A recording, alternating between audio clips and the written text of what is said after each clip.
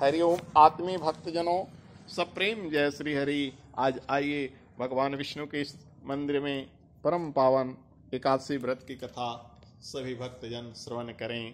उपस्थित जन समुदाय सभी, आज का एकादशी का नाम है सफला एकादशी। इस एकादशी का व्रत करने और सुनने से मनुष्य का जीवन सफल होता है। मोक्षदा एकादशी का वृतांत सुनने के बाद ही धर्मराज युधिष्ठिर ने भगवान से यानी श्री कृष्ण भगवान से विनती किया कि हे प्रभु, हे भगवान विष्णु के साक्षात स्वरूप, पौष मास के कृष्ण पक्ष की एकादशी का क्या नाम है? उस दिन किस देवता की पूजा की जाती है और उसकी क्या विधि है? भगवान श्री कृष्ण ने कहा, हे धर्मराज, मैं तुम्हारे स्नेह के कारण तुम्हारे प्रश्नों का उत्तर देता हूँ। एकादशी व्रत से अधिक तो मैं दक्षिणा देने वाले जग से भी नहीं प्रसन्न होता हूँ, यानी सबसे बड़ा है एकादशी व्रत। अतः तुम इसे अत्यंत भक्ति और श्रद्धा से युक्त एकाग्र मन से सुनो। इस पौष के कृष्ण एकादशी का नाम सफला है। इस एकादशी के देवता श्री नारायण यानी भगवान विष्णु हैं। अतः नारायण भगवान की पूजा करनी चाहिए। जिस प्रकार नागों में शेष नाग और पक्षियों में गरुड़ और सब ग्रहों में चंद्रमा, जगों में अश्वमेघ जग, देवताओं में भगवान विष्णु श्रेष्ठ हैं, उसी तरह सब व्रतों में एकादशी है श्रेष्ठ। एकादशी से बढ़कर कोई व्रत नहीं है। जो मनुष्य सदैव एकादशी का व्रत करता है वह मुझे परम प्रिय होता है, यानी भगवान को।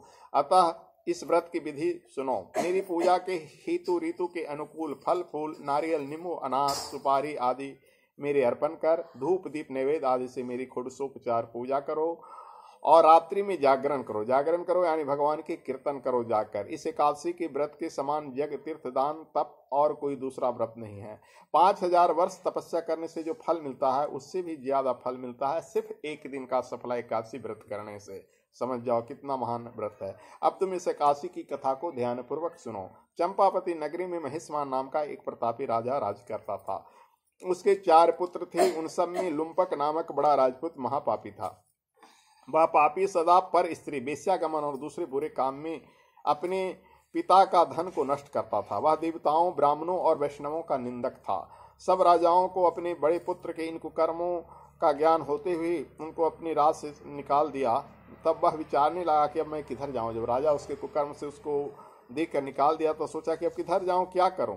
अंत में उसने चोरी का कर्म करने का निश्चय किया। दिन भर वन में रहता और रात्रि को अपने पिता के नगर में चोरी करता था। वह प्रजा को तंग करता और उसको मारकर कुकर्म करता। वह वन में पशुओं आदि को मारकर खा जाता। राजकर्मचारी उसके इस कुकर्म के कारण पकड़कर भी राजा के डर से उसे छोड़ देते थे। वन में एक अत्यंत प्राचीन पीपल का वृक्ष रहता था। लोग उसको भगवान के समान पूजा करते थे। उसी वृक्ष के नीचे वह महापापी लुम्पक रहा करता था। इस वन को लोग देवताओं को क्रीड़ा स्थल यानी खेल का मैदान मानते थे। पौष के कृष्ण पक्ष की दशमी के दिन वह वस्त्रहीन होने के कारण, शीत के कारण यानी ठंड के कारण समस्त रात्रि सो न सका और मूर्छित हो गया और गिर गया। उसके हाथ पैर अकड़ गए। ठंड में अकड़ जाता है ना, वैसे अकड़ गए और सूर्योदय होने पर उसकी मूर्छा टूटी। दूसरे दिन सफला एकादशी को दोपहर के समय सूर्य की गर्मी से उसका मूर्छा दूर हो गया तो होश में आकर गिरता पड़ता वन में भोजन की खोज में भटकने लगा, परंतु शारीरिक कमजोरी और कष्ट के कारण वह जीवों को मारने में असमर्थ था। अंत में वृक्षों से गिरे हुए फल को बीन कर यानी चून कर पीपल के वृक्ष के नीचे आया और उस समय तक सूर्यास्त हो गया। सूर्यास्त के बाद कहीं भोजन ग्रहण नहीं करना चाहिए, इसलिए भगवान अस्त हो गए। सूर्य भगवान जब अस्त हो गए तो उसने फलों के पीपल के वृक्ष लाकर रख दिया और रो रो कर कहने लगा, भगवान यह सब फल फूल आपको ही अर्पण है, मैंने नहीं खाया तो आपको अर्पण है, यानी भगवान को भोग लगा दिया। आप ही इससे तृप्त होइए। उस रात्रि को भी उसको दुख के मारे नींद नहीं आए। पेट में भूखा हुआ था, 2 दिन से चूहा कूद रहा था तो नींद कैसे आती। और वह रो रो कर भगवान को याद करता रहा। इसके इस अनजाने ही माने जानकर एकादशी नहीं किया, अनजान में जो सफला एकादशी का उपवास किया और रात्रि में ईश्वर की भक्ति की, इस उपवास और जागरण से भगवान प्रसन्न हुए और उसके सब पाप नष्ट हो गए। जितना भी पाप किया एक दिन के व्रत से उसके नष्ट हो गए। दूसरे दिन प्रातः समय अनेकों सुंदर वस्तुओं से सजा एक बहुत सुंदर घोड़ा उसके सामने आकर खड़ा हो गया। उसी समय आकाशवाणी हुई कि हे राजा का पुत्र, हे राजकुमार, भगवान नारायण की कृपा से तुम्हारे सारे पाप नष्ट हो गए हैं। अब तू अपने पिता के पास जाकर राज्य प्राप्त कर। लुम्पक ने जब ऐसी आकाशवाणी सुनी तो वह अत्यंत प्रसन्न हुआ। हे भगवान आपकी जय हो कहते उसने घोड़े के पीठ पर रखा खाना खाया और वस्त्र एवं आभूषण पहने घोड़े पर चढ़कर वह अपने पिता के पास गया और संपूर्ण कथा सुनाई। कुछ समय के बाद राजा महिष्मान ने लुम्पक को अपना राजभार सौंप दिया और स्वयं तपस्या करने के लिए वन में चले गए। अब लुम्पक शास्त्रानुसार राज करने लगा। उसके स्त्री पुत्र आदि भी नारायण के परम भक्त हो गए। वृद्धा वृद्धावस्था आने पर वह अपने पुत्र को गद्दी देकर भगवान का भजन करने के लिए वन में चला गया और अंत में विष्णु लोक को प्राप्त हो गया।